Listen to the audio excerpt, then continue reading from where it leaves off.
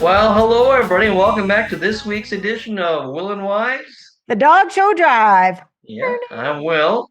And I'm Y. You certainly are. This week on the Dog Show Drive, we're going to talk about a feel-good story about rescue beagles. Yes. Why shouldn't beagles be rescued? I love beagles. And we have a letter from a concerned exhibitor, so to get a little more serious on us. And we have some food for thought from friend of the show, Bill Shelton. And withholding ribbons, the positives and the negatives with it. All that And more. on this week's edition of Will and Wise. The Dog Show Drives.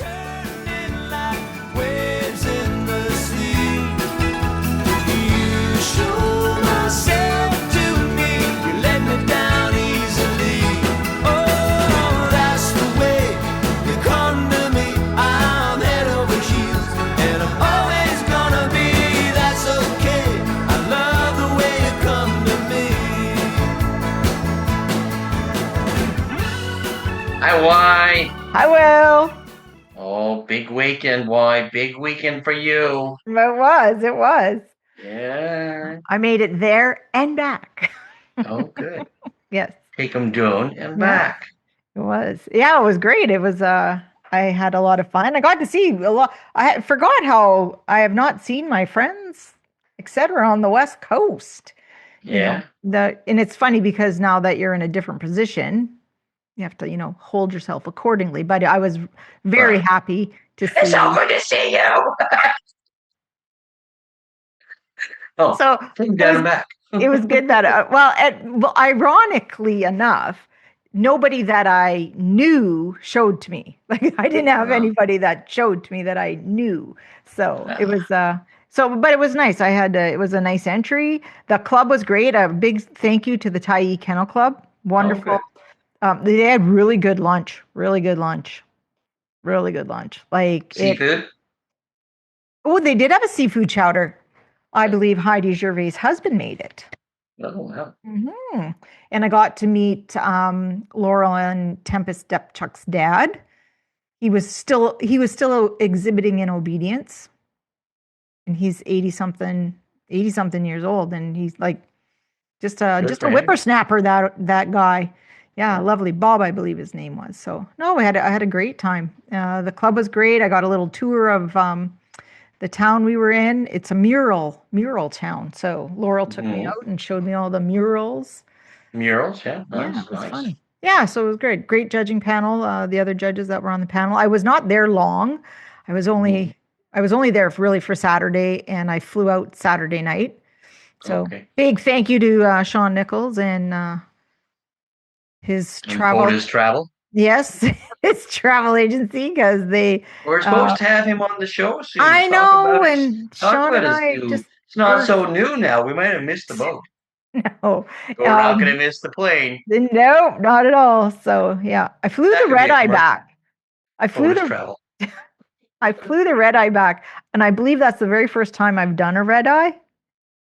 And they're tough. They're tough. I mean, I can sleep on a plane, which I did. Yeah. But it's not. But even if you sleep, it's not a fitful sleep, because you still. I find I talk to myself when I'm sleeping on a plane, not like out loud, but I know in my head, like my brain doesn't. Am I drooling? Well, that's when I know I am fitfully sleeping. If I wake up and I'm like, right. And the person next to you is like against the window. So yeah, only done that. Yeah, I used to do a lot of red eyes when I was showing dogs. Yeah, but because you think, I get home and get back to work. You don't get back to work. No, you're trashed. I'm going to tell you, that's the same thing. I thought exact same thing. Ooh, I get because I got home at 10 o'clock Sunday morning. I had the whole day ahead of me. Oh, exactly. After the initial, 20 minutes of Fanny jumping off the walls and oh my God, you were gone for 48 hours. I was like, Fanny, we're going to bed. That's what I did. I jumped into bed and I had about a 2-hour nap, and then I got up and then It was like the best Mother's Day ever for me because there was not a soul in my house other than the dog. Darren worked a double. Faith was at her boyfriend's. Hope doesn't live at home, and Desi doesn't either. So I and the dog sat on the couch and we watched some murder TV. Jeopardy. Oh, No, murder TV. I always put some sort of murder stuff on, and yeah, it was a wonderful Mother's Day. It was delightful. excellent. Yep. Very good. So that was all. Mother's Day, Mother's Day. What'd you do for Mother's Day? Well, mom lives quite a ways from me now, so I didn't just drive into town now with gas the Okay. way it is. But Hmm. I spoke to her in the morning and we talked about, having a great day and she was gonna go to the movies. She was going to the Oh. movies, which she often does by herself when she likes to.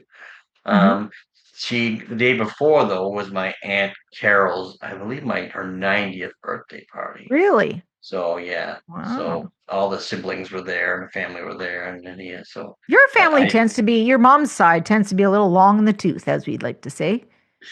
well, and those Alexander women, they live forever, That's what I'm saying. they That's live what I'm forever. saying. Um, Yeah. those are all still really active. Like it's crazy. You know? That's the key. Like even my mom, like I asked her, she picked me up from the airport actually, and I asked her like Happy Mother's Day, and then I'm like, "What are you doing today, Mom?" Fingers crossed that she's got stuff to do, and I don't have to pretend to entertain her.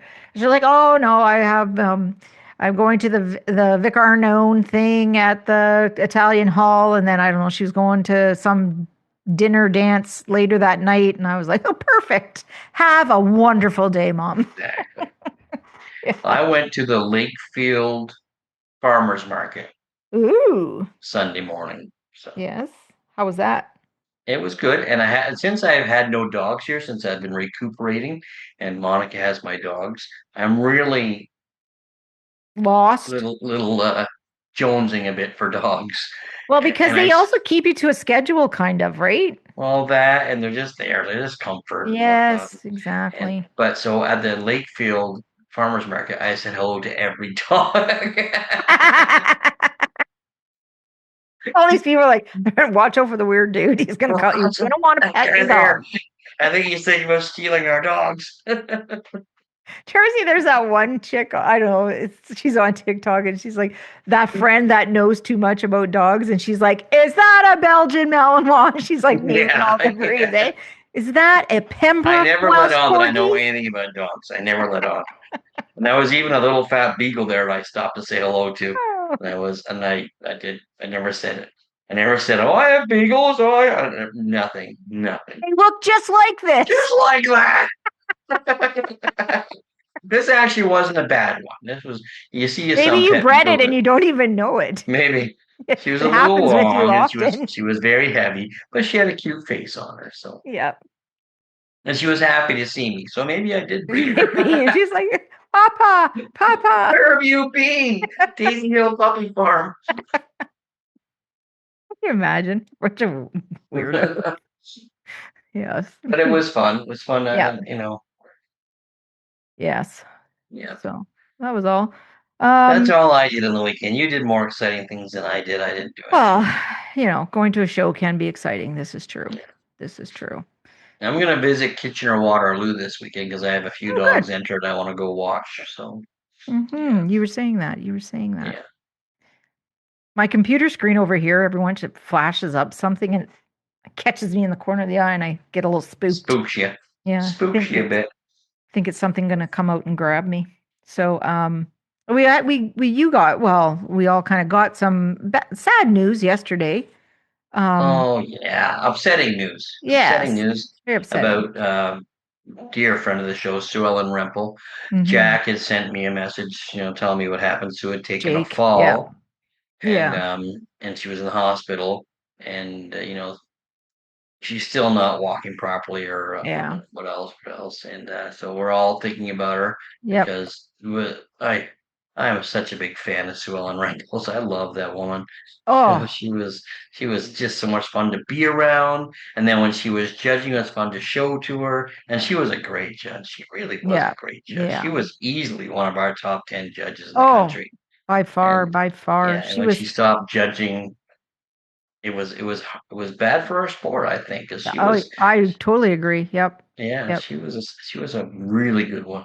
Yeah. So So I she has left a wish her all void the there that we best. have not yet filled, Yeah, right? I wish her all the best, and next Yeah. time I'm in the Winnipeg area, I hope I can go visit them and see Jack and Yeah. or Jake, yeah. Jake and Sue Ellen. Yep. Yeah, Jake and I Sure. talk about how hard it is to be Maple Leaf fans, and Sue Ellen makes fun of us, and Well, yeah, the shoe fits. Mm, yeah, it's true, it's yeah. true. And But no, with the Montreal Canadiens, though, we're still in there. We're still yep. in there. Yep. I And got to go. I'm a Maple Leaf fan, but I'm also a hockey fan, Well, and and that is understandable, of and a course. Yes. Canadian hockey fan. Like I Yes. love Canadian hockey, and they are representing Canada wonderfully, right? We've got I love their coach, oh Marty. Marty St. Louis, Yep. yep, Love his him. and his mother-in-law breeds Irish setters. That's right. You were telling us about Yep, that in our yep, meeting. yep. Yep. She breeds Irish setters. Exciting. So Yeah. It's an exciting series and we're taping on Tuesday, so they play tonight. So yeah, so hopefully well, this is a victory dance, yeah. or we'll get them back. Tabernacle. Oh, sorry. It's our show. We can say what we want. Okay.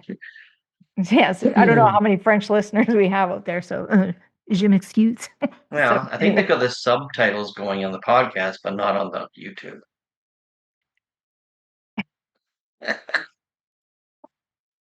I think you can do that though. On I think so. the I'm not sure. podcast? Not on the podcast. On the It's a podcast? radio. Yeah. Oh. So, Anyway, well, we better carry on. But yeah, yes. there was Because oh we've yeah, got well, lots we to can talk about cover that. today. We have Yeah, we lots have a lot to to cover cover. today. So let's So, get rolling, Yvonne. Stop wasting time. well, I think you should do the next segment here because this is a happy bit of news. All right, I can do the next segment. Okay. Yes. Happy news segment. Lab Beagles finding homes. So, Hmm. all right, it's time for happy news segment. This week we wanted to share something genuinely heartwarming because we've had some rough weeks. Over the last few years, thousands of beagles have been rescued from laboratory breeding and testing facilities and given a chance to finally live normal lives. Many of these dogs had never touched grass, played with toys, or ever slept on a couch before being adopted. Thanks to rescue organizations, foster homes, volunteers, and public awareness campaigns, including support from celebrities like Ricky Gervais, who I love Ricky I Gervais. love Ricky Gervais too. Yes. Many former lab beagles are now thriving in loving homes. People adopting these dogs often say the smallest things become huge milestones. Learning how to climb stairs, discovering treats, wagging their tails for the first time, or curling up beside someone on a bed. It's really a good reminder of how resilient dogs are and how much of a difference rescue work can make. So, this week's happy news is simple. A lot of dogs who once had a very hard start are finally getting the lives they deserve. And honestly, there's nothing better than that. Why? Yep. I Yep. saw the videos I was watching, I was following along. I forget which kennel, which lab they were clearing out last week or last few weeks. But they put the dog. I watched them releasing the dogs into a yard, Oh, and they didn't know what to do. They just stopped and they looked around, and then they walked like they were on eggshells. And then, like 10 minutes later, they're chasing each other around. So Beagle yeah, life. Yeah. it's it those organizations do good A for really our good dogs job. for ours. Yeah. Yeah, it's Yeah. heartwarming, and it's nice to see these beagles that are finally, yeah, they're finally having a life they deserve. Yeah, exactly. So that's that. And now back to the real world. Back to the real world. We got a letter. Yeah. Um, um, we got a letter, and um, the author of it asked if we would not say who they were. But this is Well, they're a concerned exhibitor and yep, they wanted to have a voice, but we all know warriors out there will jump on anything, so they opted yep, not to give right. us. Well, they didn't want us to tell her name over Mm, the show. So yeah. So this was what was sent in to us. So, dear yeah, Will and I of the Dog Show Drive. I'm writing this as a longtime exhibitor and supporter of purebred dogs in the sport of dog shows regarding concerns that many exhibitors were discussing during the Nipissing Kennel Club shows this weekend. There has been an ongoing rumor and public discussion surrounding a judge currently officiating at the event who is reportedly facing pending sexual assault charges. While I fully understand and respect the principle of innocent until proven guilty, I believe the situation raises serious concerns regarding exhibitor safety, public confidence, and the responsibility of the Canadian Kennel Club to maintain a safe environment at all CKC sanctioned events. My question is simple. Why has the CKC not requested that this individual voluntarily withdraw from judging assignments until the legal matter is resolved? This is not about declaring guilt before a court decision. It is about risk management, optics, professionalism, and the duty of care owed to exhibitors, junior handlers, volunteers, and the public who attend these events. Dog shows are meant to be safe spaces where people of all ages feel comfortable participating. When serious allegations of this nature become publicly associated with an official representing the sport, it understandably creates discomfort and concern within the community. Many organizations, businesses, and governing bodies routinely place individuals on temporary leave or suspend public-facing duties while serious criminal allegations are being addressed through the courts. This is not necessarily punitive. It is often done to protect all parties involved, including the organization itself. The CKC should consider implementing clearer policies regarding judges, officials, and representatives who are facing serious criminal charges, particularly charges involving violence or sexual misconduct. Such policies should include temporary withdrawal from assignments, pending legal outcomes, review committees, or safeguarding measures designed to protect exhibitors and preserve public trust in the sport. As exhibitors, we are constantly reminded about ethics, sportsmanship, and protecting the integrity of purebred dogs. Those same standards should extend to the leadership and officials entrusted with representing the CKC at sanctioned events. I hope this is something your podcast may be willing to discuss openly and thoughtfully, because many exhibitors are asking difficult questions about accountability, transparency, and safety within the sport. Sincerely, a concerned exhibitor. That's a very well written letter, and it brings Very up a well lot of written. great points. Mhm. And like even the last few years, what has gone on with the CKC, those would have been the perfect steps. Yeah, You used to exactly. suspend somebody's privileges until they are proven Right. innocent or guilty. Yeah. Like we look at all these cases that, like even as far as the one that's happening in PEI, like, and all these people involved in these cases have been are friends of mine or associates of mine or whatever that I've known for a long Yes. time. For a long time. And it's not making them guilty. It's not saying that they're guilty. It's No. stepping away from the sport for the sport's sake, as far as Yeah, I'm concerned, because it exactly. leaves it. What's been going on for these past couple of years. We've been the butt end of jokes at other kennel clubs in other countries Yeah. because of us not doing anything. Yeah. We're just letting it slide. Whereas, Mhm. and I hate to say it, I had somebody else call me this week who was very concerned, and they asked me about reaching out to somebody, and they reached out to a CKC director about the whole thing, and their response was they were afraid of being sued. Food. Mhm. Yeah. Well, I understand that, but this is an organization that's supposed to be protecting their members, and the dog sport, protecting our dogs and our people. It's time to step up. It's time to, and I Yeah. don't think that suspending them until their case is proven innocent or guilty is that bad. I Yeah. think it's something that's probably should be looked at for a lot of cases, because it does it just it's not.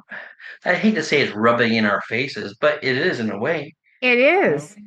It is. It's and it's becoming like, for me, how can I tell anyone, "Oh, you get into dogs. It's great." And then if someone were to go and just like kind of peruse these last few years of what's been going on, why would you want to join something like this? Yeah. Like, why? I mean, first of all, it sounds like we're nothing but a bunch of bullies. And then the bullies all get protected in the, it's Yeah, like, and it's then a good old boys crazy. club as well, you know. Yeah, But right. And it's like, um, like, we need to change, that, this narrative that we're sitting on. Like, yeah. And we're not here to say anybody's guilty. We're no, not doing that. no, We're here no, for what no. looks good for Yeah. our sport, looks good for our kennel Yeah. club. Because let's face it, this is not going to happen in Hmm. most other kennel clubs, big kennel Yeah. clubs. It's not happening. They No, will step up and they will suspend immediately. people's rights until they are Yep. proven for until further notice anyway, until Yep. it's been Exactly. resolved, you know. Yep. So So, I just think for the betterment of our sport that those issues need to be looked after in that way. You hmm know, hmm and that's probably just as much as just writing a letter to whoever and saying this is how we think should be dealt with. I'm sorry, yep. but Yep. until this situation is resolved, you're suspended for any Yep. dog CKC events, hmm Yep. showing, boarding, anything, you know. Yep. Yeah. So very, very Yeah. disheartening in some regards, So but that's a very good letter, and I understand it was probably hard for them to send that letter, you know, yeah. because it's and most people know everybody in the sport, so Yeah. but it's I think it was important to say, and there's a lot of worry out there, you know. I don't think it's worry as in safety worry. It's worry about perception. So, Yep. you know, And how many times have we said perception is everything? yeah, yeah. You know, perception is everything.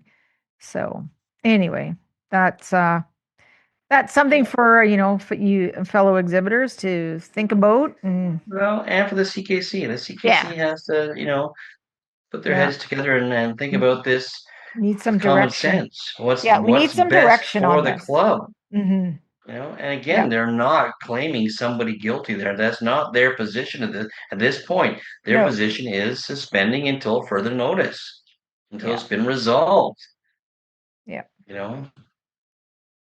very much We so. don't need show secretaries or show officials fielding phone calls saying they don't want to show, people don't want to enter, don't want to go, don't want to do this, don't want because of individuals or because of Yeah, things they see at the dog show. We don't need that. Our sport has enough against it as yeah, it is in the public's eye. We don't need to mhm. add to it from within. And that's You know. exactly it. It's from within, right? Yep. We're like we're our own cancer at times. Well, there's no question. There's no Hmm. question. Yeah.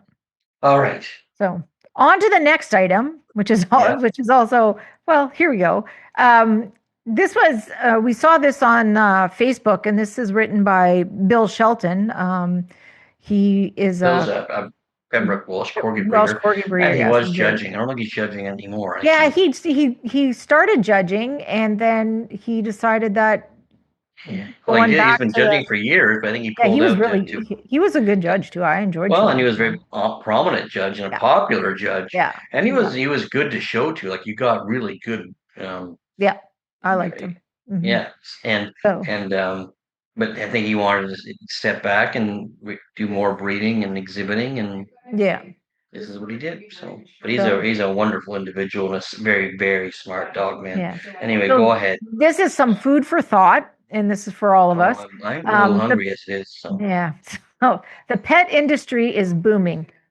$526 billion projected this year. Dog shows exist in a vacuum, no longer mainstream. The average person is not able to participate at entry level very easily, and it's not exactly always welcoming. There are many things we could be doing, but we're all too apathetic and choose not to. It would take a group effort, and that would include the AKC. We are all very bad at promotion of our sport and purebred dogs. That's why the Doodle is America's darling of choice of dogs at this moment. We have no one to blame but ourselves. We could change it, but it's going to take a while to turn it around. And he's right. In my and he's opinion, definitely he's right. right. He's definitely right. We've been elitist for so long that Yep. the general public doesn't really want to join our elite group. Nope, they don't. And And you if have, they try, some of them aren't welcomed. And why? Again, we go back to what you said earlier. yeah. Why bother? Why come Mhm. into this, Yeah. be treated this way or have our dogs laughed at or whatever? Everybody goes through these things, these growing Yeah. pains. You Yeah. should have seen the first Irish setter my parents showed. You're not talking Eh, about Olaf, are you? No, not Olaf. Our first one was a bitch named Kelly that my Oh my yeah. father bought my mother for her birthday. Well, he bought it from the House of Puppies in Toronto. It was an Irish import, so he thought he was doing the right Ooh, thing. he was Irish import. Yeah, she looked more like a Saluki than she did an Irish, but with a big fat back skull. Okay, well that sounds good. And she was the sweetest dog, but we Okay, tried yes. showing her, and Not so much. no, no. And then we figured it out, with it. Yep. She wasn't going to cut it. And my mother started doing research the best you could in the 70s. It's not easy researching the Yeah, 70s. there's no Google back then, kids. No, no. But she found us a couple dogs, and then Olaf came along, and, as I say, the rest is history. But Kelly was our start. And Yeah. I still have pictures of Kelly, and I giggle every time I come across them. But she was the sweetest dog. She lived for a long time, Yeah. and she was the sweetest dog. But she Oh, was she was not an Irish setter, not as we know them anyway. yes, exactly. So Yeah. that's funny. So So we yeah, all go through those growing pains, right? We yeah, all do. yeah. But and that just goes, but that you go through those growing point pains, but you had people there mentoring you, encouraging you, helping Yes. you along, showing you the way, right? Mr. and Mrs. Gillum were big mentors of my parents back then. Yeah. For direction wise, where Yeah. to go and what to do and how Yeah. to groom the dogs. And is Yeah. this one show quality? Is this one not Yeah. show quality? You have to learn, right? Now, my parents are pretty quick learners. They learned within at least And some five people get it years. faster than Yeah. others for sure. And the other thing is a mentor doesn't actually, it doesn't honestly have to be with like in your breed. Definitely helps. But, Yeah. still when you're showing dogs, you can have several mentors of various breeds, Oh, for sure, or for a sure. Yeah. handler or what. Well, Bob at the time was an English setter breeder, so Yeah, yeah. you I know, remember that. Yes, yeah. the best ones.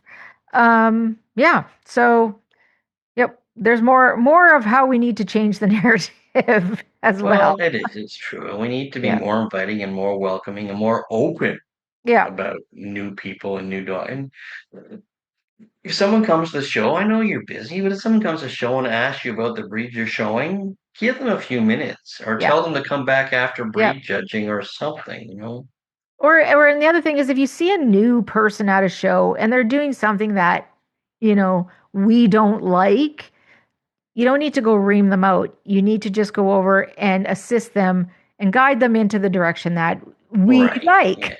Yeah. Like serious. Well, and not even as we, but I mean the correct way of doing things, Yeah. and You know. like how many times you see a dog at a dog show when they're wearing those stupid flat collars and the dog is dragging their owners around and they're pulling them back and they think they're being nice to their dog by putting on Yeah. these flat collars. Well, they're not. They become harnesses and it's hard on the dog's back, it's hard on the dog's neck because you're pulling the other way and there's no signal there whatsoever. Yeah. So Yeah. even if you stop and move the collar up where it's supposed to be, it's still Yeah. not sending a signal. It'll help a little bit, but you could still somehow tell them that Yeah. that has to be a different show lead Yeah. than that soft collar, you know, Exactly.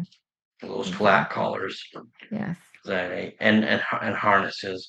I Hmm. had so many dogs. I remember one dog in particular that the owners would bring him to me in harnesses, and I would always tell them, "Don't." He sidewined for half his career until I got him off that silly harness Yeah. because he was used to pulling away from his owner trying to Yeah. walk Yeah. off to the left, and their backs get messed up, their Yeah. necks get messed up, and it took a lot of work to get him moving straight down and back and around the ring properly. Yeah. So chiropractors made a lot of money from that dog. But he ended Um, up winning one of the top sporting dogs in the country. there you go. Yeah. The other thing we wanted to talk about too, as reading through Facebook, your Erie Shores thing. Oh, Erie Shores, yeah. Erie Shores is a wonderful show, It and is they get a huge entry, and it's a show everybody looks forward to going. But the issue that's come up this year is that the camping sites are all full. gone before the premium list even comes out. Yep. That's hard on a lot of people. I think there are some that are grandfathered. I had mine grandfathered there that I had the same spot every year.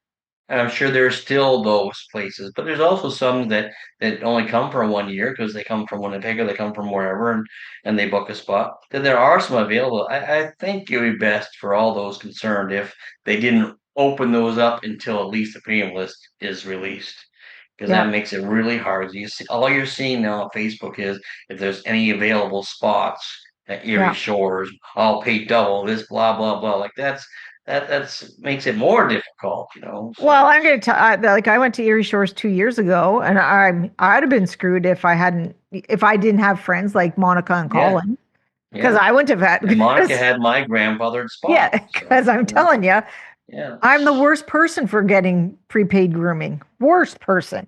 Yeah. I'm usually wandering around a parking lot looking for a little place to set up my table. Well, the complaints, I don't know why I get the complaints, but the complaints I'm getting is that some aren't going to go, are going to stop going to Erie Shores. They think it's outgrowing the The area. I facility? don't think it's outgrowing the facility because back when I was showing dogs, and I remember Piper going back to show there for 700 or 800 dogs. So there was that many dogs there, Yeah. but why was there less aggravation? I don't know. Or was there less aggravation? And there was no social media really back then. So I don't know. I don't know. Yeah. It's hard to, and that is a hard thing. And I know this about just grooming space in general at a lot of dog shows. It's gone before you can even decide whether you were going to go to the dog show, Yeah.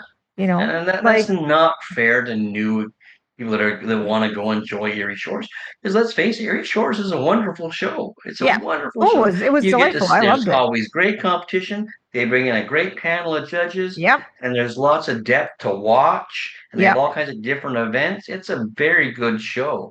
Yeah. So let's I don't know if anybody can next year maybe think about opening up as the premium list Yeah. comes out. So Yeah. Because I just to know make it in more fair. in the States they do that often with camping or, grooming spots. They don't open the availability until their premium list is out, or as Right. they say, as when entries open. So I don't know. Yeah, and that's Hard. only fair, you know. It is. So It is. And I because mean, let's face it, the people that have been coming to that show for a long time, they know a lot of the members, so they'll call ahead and try to get their spot. Blah.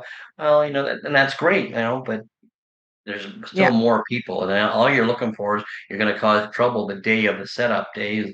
People are oh, arguing over spaces, and people are yeah, stuck across the road, and it yeah, just makes it more difficult. And I know spaces are precious and limited there, but just just to make it a little level playing field, open them up mhm, the day of entries opening up. yeah, So yeah. Because it is all about being more inviting, especially to the new people, and even yeah, people who have never been to that show. Like I had never been to. well, yeah, I've been to Erie Shores, but I don't think I'd ever been to that location before. And the last time I was at Erie Shores probably was like 20 years ago, right? So yeah. it's It's very, been there for a long time. Been yeah. there for a long time. Even back when Peter and Vivian ran it, it was at that spot. So, Was it still at that spot? Yeah. I guess pardon? so. I'm It thinking, has. was it still at that spot? Yeah, it's been there a long time. Mm. Been there a long time. I'm old. I So, forget things now. and people complaining about, well, they've outgrown the facility. It's really hard to get facilities nowadays. Yes, So when you get exactly. one that's been working for 20 years, you don't want to give it up. Yeah, So for sure. For sure. All right. Well, that on was, an experiment because you think you're outgrowing it. yeah. But it's a great show. They get great entries there. They have lots of specialties, and it's a show that's on everybody's calendar in this area. Yep, for So sure. For sure. Well, let's go across Canada, William. Brought to you by all right, Canadian. Yvonne, we need a little theme song for that. Going across Canada. Canada. Brought to you by Canadian Dog Fancier, showcasing Canada's top dogs. So last weekend, where I was, Tyee Kennel Club in Duncan, BC, they had 4 shows, total entry of 893 dogs, which held steady from the previous year Oh, of good. 895 dogs in 2025. So that's great that they maintain their entry. Calgary Kennel and Obedience Club, May 8th to the 10th. They had 3 shows, a total of 847 dogs. Now that's down over 3 shows previous year. They had over 1,000 dogs. So that's down a good 160 dogs or so, 60, 70 dogs. Nipissing Kennel Club, May 8th and through the 10th in Sturgeon Falls, Ontario. 6 shows, total entry of 609. Previous year, they had 805. So they were down 200 dogs almost. And then finally, Dartmouth Kennel Club, May 9th and the 10th. Their 3 shows had a total of 429 dogs. And but the year before they had 4 shows. This year they had 3. Last year they had 4. Total entry of 532. So I think they held. It looks like it stayed pretty steady. Yeah, I think they held steady there. So that's great. Some reminders for closings. The South Shore Kennel Club closes on Wednesday, May the 20th, which is next week. Also the same night as my band concert. Just FYI. Anybody who's listening. Just in case you want something else to do. In case you want something else to do. Come back and listen to the mellow tunes of Yvonne and the Belltones. It's not the Bell group. It's the band group. Okay. Thunder Bay Community Band. We rock. Anyway, that show secretary is Maritime Event Services. And that is Across Canada, brought to you by Canadian Dog Fancier, showcasing Canada's top dogs. Yay. All right. So now, our show spotlight. Show spotlight. Take over for a second. I have to go turn my heat down. You turned it on. I was chilly. I turned on the fireplace, and now I'm sweating. While William goes to adjust the temperature in his room, I will go on with the show spotlight, brought to you by Show. This is it. Magazine, the place to be seen. And this show spotlight, the Canadian show, is the South Shore Kennel Club. Oh, sure. The South Shore Kennel Club. As we said, it closes on May the 20th at 8 p.m. Atlantic time. So it is held at the War Memorial Arena in Lunenburg, Nova Scotia. Let's see. It's on June 6th and the 7th. And what else are they doing there? They got lots going on. They have junior handling zone finals already. We're starting with the zone finals. Yeah. Obedience and confirmation. Let's see. Who are some of the judges? Oh, the Burns are there. William and Judith, Paul Oslach, David Kellen, Jean-Louis Blais, and that's it. And that's your panel. And so Lynn Oslach as well. Oh, Lynn too. I'm sorry, I missed you, Lynn. Yeah. And she's doing she does rally. You don't want to start a family rift and only mention one of them. No, exactly. And they do the rally and the obedience, which is excellent, most excellent. Junior handling. Do they have what day junior handling is? It was back at the top. I don't know. That's all right. So yeah, so Saturday is the June the zone finals. So zone finals is Saturday. Yeah. So everybody go out and support the juniors and go watch the zone finals to see who's going to be coming out of your zone. Who's going to represent your zone? Where are the finals this year? Do we know? Don't know. We should probably Megan, look that up for us, please. Megan. She will. She'll get on that. She will get on that. So that is your Canadian show. That is the South Shore Kennel Club. Or South Shore Kennel Club. The South Shore Kennel Club is in Lunenburg, Saskatchewan, Nova Scotia. So don't forget, May 20th is the closing date on that. So now on to our U.S. show. It's the Maine Chickadee Classic. Maine Chickadee Classic. And that closes on June the 3rd. 2026, and it's being held June 18th, 19th, 20th, and the 21st. And so what kennel clubs are these? That is the Central Maine Kennel Club, the Lewiston Auburn Kennel Club, and the Penobscot Valley Kennel Club. Valley Kennel Club. Yeah. Excellent. So my friend Bob Sacamano, he used to go to that show. Sacramento. Yeah. They have AKC sanctioned 4 and under 6 months puppy competition on the Saturday and the Sunday, being held by the Penobscot Valley Kennel Club. And then there's also the National Owner Handler Series.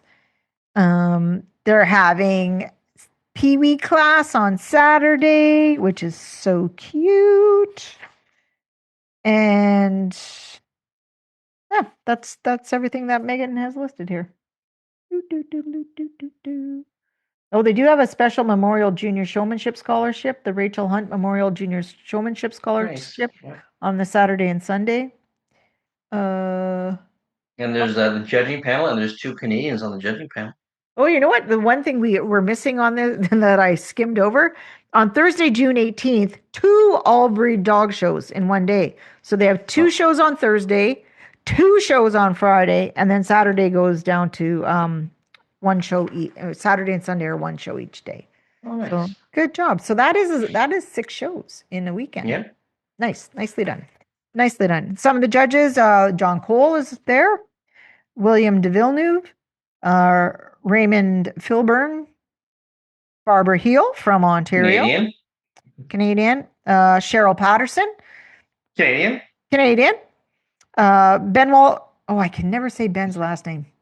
Shut up! You were just waiting. You skimmed that and you saw that his name was on there, and you were like, "Yep, let her go. Just let her run herself into that wall." Judging there, Yvonne. Now, what Canadians are judging at the Penobscot Kennel Club? So Ben W, you know who you are. I love you. Sorry. Washleshlin? He'll probably message us now and give us the phonetic version of his name. Yeah, I can't say it. It'll just be bad. Patricia Trotter's there too, though. I can say her name. Cindy Meyer, Barbara Orr, Darlene Hughes, Krista Hunt. Oh, Barbara Orr. There's 4 Canadians on this panel. Excellent. Oh, yeah, Barbara Orr. Sorry, Barbara. Yeah. For some reason, I saw NB and I thought not Canada. I don't know why. Nebraska. Right? I was thinking that. Anyhow, yeah, great. Well, good. That's a Canadians. That's a Canadian packed panel. Excellent. Hope you all have fun. And you were right. I did scan the. Oh, I know. Not my first rodeo with you, sir. She's like, oh, look at this. She is. I can't pronounce it properly either. Exactly. Well, this is why I'm the one stuck saying all these things, is because you just were like, no, go ahead, boy. You can do it. And back to you, Yvonne. Yeah. So anyhow, that is our show spotlights, brought to you by Show Scene Magazine, the place to be seen. There we go. Yes. Oh. You all right? Anyway, I need these pretzels are making me thirsty. So hold on. This is a good topic, though. Our topic is a good topic. Mm-hmm. Yeah. Mm-hmm. Mm-hmm. Here, I'm checking my phone because let's see what family members called me, knowing that I do. Knowing that I do the podcast at this time of day every Tuesday. Yeah. And it's family members who have been calling me. Crackerjackers. Anyway. Just stop, pick up some bread. Well, that's one message, but anyway. So this week, our topic of the week, sponsored by Leading Edge Dog Show Academy, where your success is our success. So we received another letter from a listener. From you. People do listen to us. I know. It's not my mom or your mom writing in. It's somebody else. I am blown away. And I had Laurel Depchuk actually tell me, she said, she goes, I know you had a podcast, but I never really listened to it. But so before you got here, I listened to the podcast. And she goes, I quite enjoyed it. And I was like, well, thanks. I'm glad you liked it, Laurel. So a letter from our listener. I know the reasons for excusals are up to the judge, but there was a foreign judge a year ago who handed out several dogs, and they all were lack of merit. I find this a catch-all, and especially that the reason the dog is there to be judged and judged against others of its breed. I feel ribbons should be withheld for this reason, but not excusals. This was misuse. Footnote 2. Two of these dogs had placed in groups at other shows, therefore a big surprise. And that was submitted by Kathy Dixon. So thank you for writing in, Kathy. And Yes, Kathy, yes, thank you. we do understand where you're coming from. So this week's topic of the week, withholding ribbons, do they help or do they hinder the sport? Dun, Yeah, dun. it's a Right. tough question. Yep. So this week we're going to dive into a topic that can spark some very heated conversations ringside, withholding ribbons in the confirmation ring. It's one of those things everyone has opinion on. Some exhibitors believe withholding ribbons protects breed quality and preserves the integrity of the sport, while others think it discourages newcomers and can sometimes be misused. So today we're Yeah. asking the question, withholding ribbons help the sport or do they hurt it? And when I was showing dogs, we would get foreign judges. It was usually FCI judges that would come over, and they were very hard on some of our dogs, Mm-hmm. and withholding on ribbons and whatnot, with due to lack of merit excusals.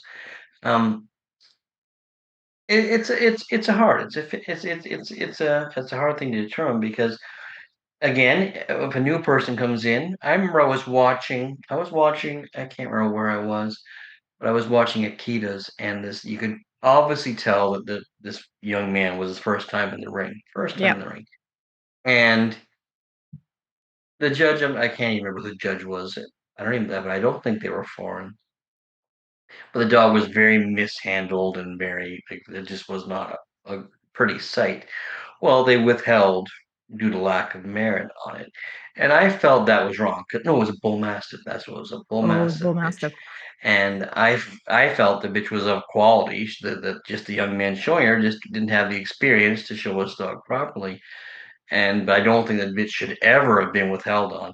And I went up to them afterwards and spoke with them, and I wanted to see the form to see if they were excused or just a lack of merit or what was said on it. It was excused, and they were very distraught about it because here's their dog, and they were and by the looks of it, she was a well-bred dog. Like, she looked the Mm-hmm. part. She just didn't have any dog show manners, and the young man showing the dog didn't didn't know. Well, obviously they could take classes and learn, but that's not the judge. I felt really upset for them, and I told them that keep going because I thought she was quality and to enroll in classes and learn more Yeah, about the sport. But that could have gone really south. They could have never come back again because exactly. and that was, I honestly believe the judge. No, I couldn't see the dog's mouth, obviously, because I was sorry, but even then, I honestly believe that the dog was of quality and that the dog didn't deserve the outcome, Yeah. and it wasn't fair. And I honestly feel that the judge did this because of the lack of experience, because it was Control. very difficult to go over the dog. But Yeah. they did get over the dog. Like, it wasn't like Yes. I had to choose a dog for I could not examine, but they did examine this dog. So I think you have to be very careful with, especially when you can tell, because you can tell new people. You got to be very careful doing those such things because you could ruin somebody's career in dogs if they were to have a career, or even a fun showing their own dog. Like, Yeah. they're gonna find something else to do. It's not fun going to the dog show and having the judge tell you your dog is not even getting a ribbon today because it's no Yes. good. Yeah. So, and we've seen this happen over and over again. Now there are times again where it's needed to be done. Mm-hmm. Um, and I've seen it being done. And then when it's done to an established handler or established breeder, they take it a bit differently. Mm-hmm. Some are insulted, but it's not going to hit home and personally destroy Yeah. them for the next week. I remember when Garrett was showing dogs and I was helping him. We had an Irish setter bitch that we were showing for a long time client, and Garrett didn't want to show her, but it was a long time client, and he felt obligated to. And so we showed her, and she wasn't getting anywhere. And finally, Council Parker withheld ribbons on her, and secretly That's Garrett unfortunate. Garrett thanked him because at least he'd go Yeah. back to the breeder and say, "Look, Council is a well-known all-breed judge, and this is what he thought. So I think we should give up this endeavor of trying to get her championship, which they did. They Yep. did. So so, and let's face it, it was a dog. It was a bitch he had bred, so you knew he was going to breed her again, especially if he got her championship on her. So Well, because that's kind of always been like for a lot of breeders, that's like there's your benchmark. You have to get a championship on them before you decide to breed them, right? right. It's just, So there's positives yeah. and negatives in the excuse little So withdrawal maybe we'll lack just take of a merit. little step back and just explain for some of our newbies what we're talking about Yes. when we say withholding a ribbon. First, the CKC and many kennel club systems worldwide, judges have the authority to withhold certain awards if they believe the dog does not meet the minimum level of merit required for that placement. And that's what's important. It's not supposed to be a punishment. It's intended to maintain breed standards and ensure championship points or major wins are earned by dogs worthy of them. So a judge isn't required to hand out points or awards just because dogs show up. So Right. just because you have a bunch of dogs in a ring, and if they're all of low merit, a judge can take that opportunity to decide to not award points. So Right. we've And seen it. same thing. Yeah, we've seen it where they've instead of awarding a first place ribbon, they'll award a second place ribbon, Right. or they will award a first place ribbon, but say no winners will be handed out due to lack Yeah, of and even merit. if they're the only dog of that Yeah, sex, because by the judge giving that purple ribbon to the exhibitor, that judge is saying in their eye that that dog is worthy of points. Even though there's no points available, by you handing them that winner's ribbon, you're saying yeah, that dog is worthy of points. yeah, So you have to judge integrity, you have to decide if that's the route you want to go, if that dog yeah, is worthy of points. So yes. So why does this rule exist? And we go back to the original purpose of we're evaluating breeding stock. The entire point of conformation is to preserve and improve purebred dogs according to the breed standards. So if a dog has a serious structural fault, poor breed type, unsound movement, incorrect temperament, or lacks the quality expected of for a championship level award, the judge has the option to say this dog should not. I know or why you're parts in the laughing. ring. There are days I hate you. This dog should not receive this win today. Go judge a class of French bulldogs. I do. I hate you. Without withholding ribbons, theoretically, a dog, I'm just going to ignore you now. Theoretically, a dog could finish a championship simply by being the only dog entered through enough weekends in a row. Um, and And many it people would argue that cheapens the title and lowers overall breed quality. Well, they have to defeat somebody to get a Well, they do championship. have to defeat somebody. I was just Yeah. like, no, It that's was not when I right. was a kid, they had you could get a point just for showing up. You could not finish your dog. You could get 9 points being the only dog there, but Yeah. you had to eventually beat a dog to get There had to that be 10th one, at point. least one, to be the Yeah, yeah. champion. Yes. Thank God for Doris Wilson. Grandma Doris. Good God. I haven't heard Thank her name in God. a long time. Thank God for Grandma Doris. She gave I my still mom have that picture, Champion Cappy. okay, so the argument in favor of withholding. There's a lot of people that are definitely strongly support withholding. One argument is accountability. Judges are entrusted to protect the integrity of the breeds they judge. If every dog receives points regardless of quality, then what exactly is the purpose of judging? Which is a valid point. Right. Supporters also argue that withholding ribbons can encourage breeders and exhibitors to be more honest and objective about the quality of their dogs. And to me, that is the like that. To me, that's what it's about to show you, like, nope, you're going down the wrong trail here. You need to Yeah. reevaluate. And and unfortunately, so many people don't take it that way. No, they take it They personally. very So. much take it personally, and like it would hurt if someone were to Oh, hand me definitely. if someone were to hand me a first place ribbon or tell me I'm not getting awarded winners. I'd be like, what? I Yeah. would be Oh, I know. upset, right? And understandably, but sometimes it takes that outside eye to bring you around again. To tell you, even if you don't fully agree with them, you might see what they're saying. You might Yeah, understand. yeah. Um, Um, I remember showing dogs, and and Deirdre was showing dogs with me at the time. We were showing English Cocker. And I won't say who the judge was, but a judge that we've known, so he could actually talk to you in the ring, right? And Deirdre was showing her own English Cocker. I co-owned her as well, and the judge said, "Oh, you got the short end of the straw this weekend, did you?" Well, she was so upset because that was her dog, to the point where she said something to me. You know what he said to me?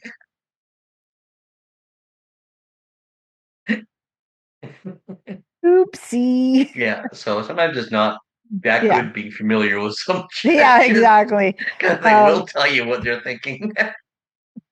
yes. So sometimes a dog truly does not deserve the points available on that day. Another point people make is that judges should not feel pressured to reward mediocrity simply because exhibitors paid an entry fee. Right. And I mean, I'm new to judging, but I could see where it is very difficult to withhold or right like For sure it is. that is a and I would think exhibitors, judges don't take that lightly to do No. that. There has probably been an internal struggle from the moment that dog probably walked into the ring and a judge went, oh no, Oh, oh and it's been a no, whole class before. I remember a time Nigel was judging, Nigel Aubrey Jones, oh and he was a very good judge, yes but he nothing was. was getting by him, and he wasn't feeling sorry for you. I remember him judging a whole class of Cavaliers, and there was like four of them. He went over them all completely. He said, "Take them around, and you guys can just leave the ring. There'll be no ribbons today." Yeah, he still Wow, went over them all, and but that last, did the whole deal. yeah, yeah. Thank you very Thank much. you for exhibiting, but there'll be no ribbons handed out today. Yes. So yeah, and it does take a lot for a judge to make that decision. The argument against withholding. Now, on the flip side, this is where, and this is true, it's where the emotions come in. Um, Right, Many exhibitors feel withholding ribbons can be humiliating, discouraging, and inconsistent.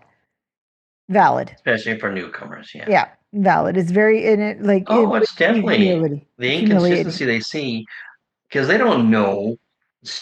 I don't want to say stature, but the experience of all the judges. So you've got three judges in the weekend, and the middle day is a very experienced judge, and the other, or say the last day is a very experienced judge, and the other two are relatively new.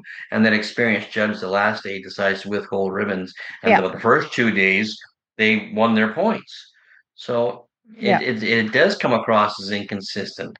But again, it depends who the official is that day and how much yep, experience they have and how good they are at their job, you know? yeah. Yep. And is it would be very hard for a new judge to withhold ribbons because you're under so much scrutiny already at the Correct. beginning of your judge's journey, so to speak. So, yep. Well, and My first day judging, I had to withhold. I had to excuse because I unable to examine. I felt yeah, horrible, yeah, you know, but yep, but it was an experienced handler. Like it wasn't a newbie. It wasn't someone that was just struggling with the dog. It was someone that we could not get the dog just pancaked. We just could not go over the dog, yeah. So That's too bad. yeah. So, imagine entering your first dog show, spending the money on travel, grooming, hotels, gas entries, handling classes, and then walking out of the ring with a withholding result. For some people, that experience can end their involvement in the sport entirely. Critics also argue that lack of merit can sometimes become subjective depending on the judge. Oh, most definitely, most Well, definitely. it is. And I Yeah. mean, dog shows are subjective. I And mean, it's happened recently I believe Whippets, where some dogs were awarded points, and the last day a Whippet breeder judged and withheld the points. yeah. So, Um, Yeah, one judge may withhold a dog, and the next weekend another dog gives the same dog a group placement. And that inconsistency is where the controversy starts, and which yeah, is true. It's, yeah. because a lot of people do say, well, how Well, come? that's perception. Yeah, Because I can tell you a story. I can always tell you a story. really? My father was showing Olaf. You were talking about Olaf. He was Olaf? an Yeah. Irish setter, and we were at the Metropolitan Dog Show, and Olaf was prone to getting cysts in his Yeah. toes. And the first day, he went in the ring, and the cyst had burst. and he was lame on that foot in the breed level, and he got excused. Well, people just saw him being excused for being lame. They didn't know what was the issue, but Yeah. they saw Olaf, who was a top winning dog at the time, being excused. And the next day, the same judge gave Olaf the group. So they're going to say, well, how the hell did that happen? Well, Yeah. because we took him to the vet. They fixed his Yep. Lanced it or whatever. plant, yeah, and he Release was feeling release fine, the and pressure. yeah, and he was feeling fine. He was his old self again the next day, and he won the group. Fit as a So fiddle and ready for fun. Yep. yeah, so like if outside people watching could go, how the heck did that judge excused him from the breed, then gives him the group the next day? Hmm. Well, it's Yep. perception. It So is. Um, so does withholding ribbons get misused? And that's probably the biggest question surrounding it, because while the rules exist for a legitimate reason, many people feel it can occasionally be misused. I agree that it can be misused, but it I depends don't again on think, the individual. well, and if you talk, and like honestly, if you talk to like the older section of dog people, they would prefer that judges started withholding a lot more than they do, Yeah, I well, because think. they see the direction their breeds are going, Yeah. and it just does not help Mhm. when winners are winning classes they didn't deserve. Yeah. Yeah. Or, Yeah, as you and I have had these conversations about, the show dogs are winning, yeah, which yeah. are not, they're Oh, not breed specific, like they're not breed specific, and they're just, no, the generic show dog, but they're flashy and they look they're great fun to and watch and they are whatnot, fun but to watch. yeah, I've been in the ring judging those dogs, and they're fun to watch put on their show, and then you Yeah, then you have to explain yourself when I put up the one that's walking backwards and pulling out of its leg.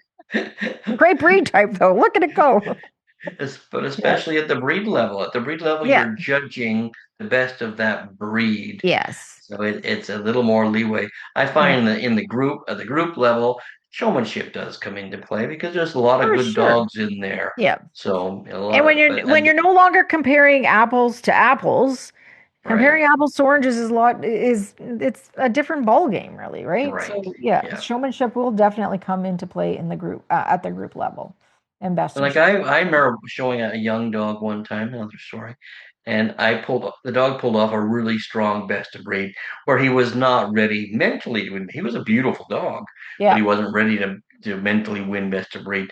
And everybody thought because he had beaten one of the top dogs in that group that year to win the breed, and everybody thought, oh, he's going to win the group. He didn't even place in the group because he yeah, wasn't ready for that level of yes, competition. yeah, He was the best of his breed, and the show dogs, he beat the show dogs that day, but at group level, he wasn't ready yeah, to compete at that level. He yeah, eventually did, and he won a bunch of groups and best of shows, but yeah, not that day. So, yes.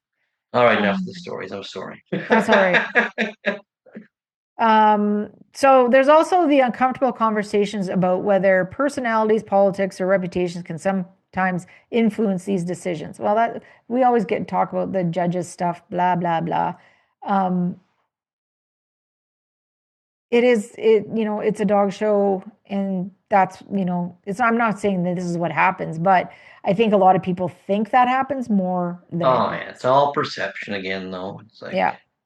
I think he could have easily said that my dad paid off the judge or something the next day, and God knows what was said at the show when Olaf won the group at the Met, which was one of the biggest shows in Canada Right. after Yeah. being excused the day before. Yeah. God knows what was said. Um, Yeah, so our withholding's too rare now, and that's what I was just, saying about it's not happening enough. And maybe if it did happen more often, maybe we would start seeing, better entries in the ring. Who knows?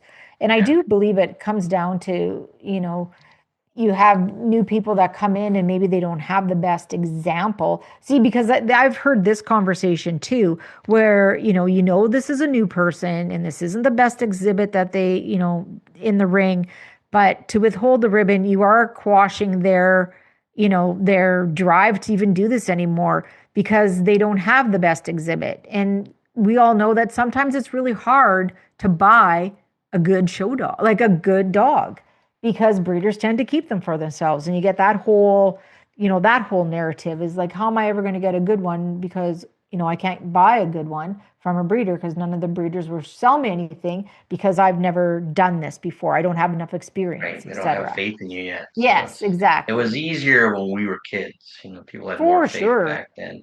Yeah. Um, there's Yeah. still breeders out there, though. I think if you show real interest in a breed, that someone's going to take you on as their Yeah. being a As a mentor. protege. Yeah, for sure. So For sure. But we do know that that is part of the narrative. it is, It's it really is, hard. And I totally understand that. And I and let's face it, there are some judges that get out there and they think that they're king for a day, and they will do silly things, well, I was because queen for half an hour, I'll tell you that much. yeah, Anyway. yeah. Did you do silly things? No. No, I didn't. Not yet that you heard of anyway. No. But no, you do. You get people out there, Yeah. and Yeah. I hate to say it, goes to their head, and they'll see an exhibit and they'll think, Yeah. oh, Yeah. I'm going to Yeah. prove them this dog shouldn't be a dog show. Well, but you've Hmm. got to take a step back and just do your job. It Yeah. all comes down to just doing your job to the best of your capability. Yeah. Really, Yep. right? Yep. We all have different levels of experience in certain breeds. We just Hmm. do what you think is right, but honestly think what's right. Yeah. So we have a discussion questions for our listeners. So if you'd like to All join right. the Facebook page, here's some questions that you may want to give us a response to. So, have you ever received a withholding ribbon? So, have you ever received a first place You're withheld in on in the ring, yeah. winners or a second place ribbon? Did it motivate you to improve or did it discourage you? So you can give us the story about how the judge approached you with withholding the ribbon. Oh my Lord. Do judges use withholdings enough, too much, or not consistently enough? And should there be clear standards for when a withholding is appropriate? I'm not sure what that means. That's very subjective. Yes, because it We're is dealing with according to the canine figure standard. skating here, Yeah. so Yep. So, in closing, to wrap up our topic of the week, at the end of the day, withholding ribbons remain one of the most controversial tools a judge has in the confirmation ring. Some see them as necessary for preserving quality and integrity. Others see them as outdated, inconsistent, or harmful to exhibitor retention. But whether you agree with them or not, they continue to shape conversations about fairness, breed preservation, and the future of our sport. Yeah, that's it. yeah. She had another line in there, but then I'm not ready for that one. And again, thank you, Kathy, for sending that in, Yeah, because it does promote a good conversation. yeah, So if you have any other questions about any other rules that you want us to talk about or try to break down and yeah, try to even understand ourselves, yep, please send your questions in. yep. We'll Hit do us on our the best to help and break it down for you as clearly as we can anyway. So yes, yes. now your favorite. And he Oh, doesn't realize it's my favorite because this means it's the end of the show. what are you talking about? Don't you live for these segments each week? I live I live for this podcast every week, Will. Every week. Yeah. Well, Tuesday Kennel Bench mornings is I brought to wake you up and by I'm like, Kennel Bench is brought to you by ProPlan, Fuel for Life. All right, from the Kennel Bench in June 1929. 1929. That is Yeah, almost 100 years ago. yeah. That's This has wow. got to have something to do with Mrs. Whitmore. I love Mrs. It Whitmore. might I miss 20 Mrs. Whitmore. 29 might have been the year of her birth, though. You never know. What do you mean? She was probably showing dogs. Okay, We're both going. Okay, this is the Tail Waggers Club. Its origin, development, and activities. The Tail Waggers Club was created in 1980. Nope. 1928 as part of the first National Dog Week, organized by the National Dog Week Council under the leadership of the Earl of Chesterfield. Or in America, the Earl of Couch. Earl Couch.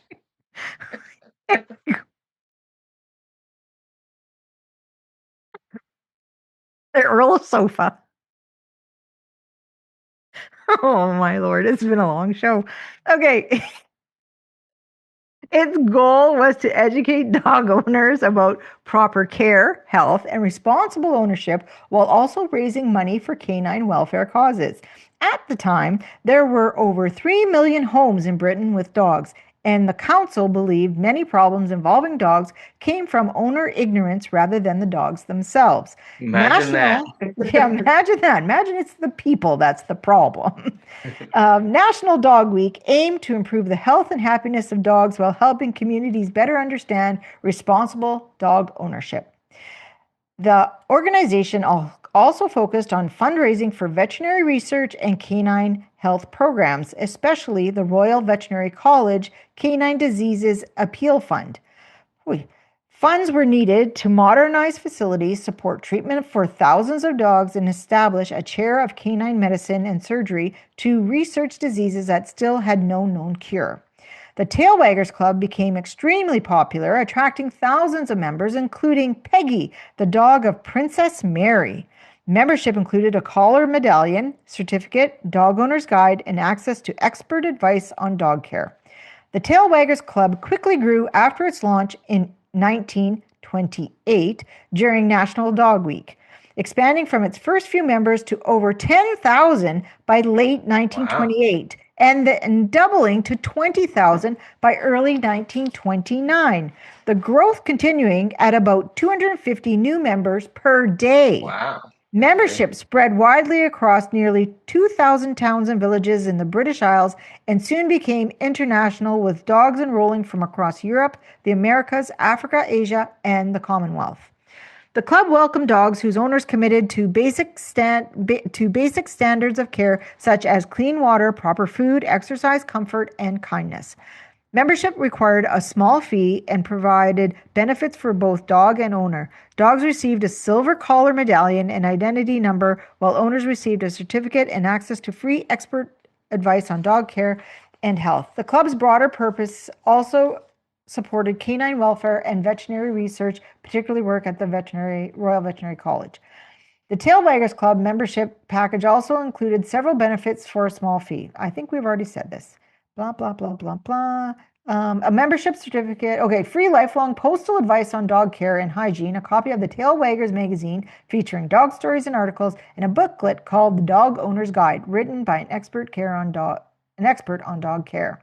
The club maintained detailed registration records in 3 systems: by membership number, by owner's name, and by geographic location, to ensure accurate identification and easy reference. To enroll a dog, owners simply submitted the dog's name, their own details, and a small payment, or more if desired, to the club registrar in London. The text closes with an enthusiastic encouragement to join immediately. Note, this club still exists today. The tailwaggersfoundation.org. That's great. That's awesome. That's great. Yeah, yes. That's great. So that was this week's Kennel and Bench, brought to you by ProPlan. Fuel for life. Yes. Excellent. All right. Well, that's it, Yvonne. So don't forget to click like and subscribe to our podcast on YouTube, Spotify, Audible, CastBox, and anywhere you get your podcasts.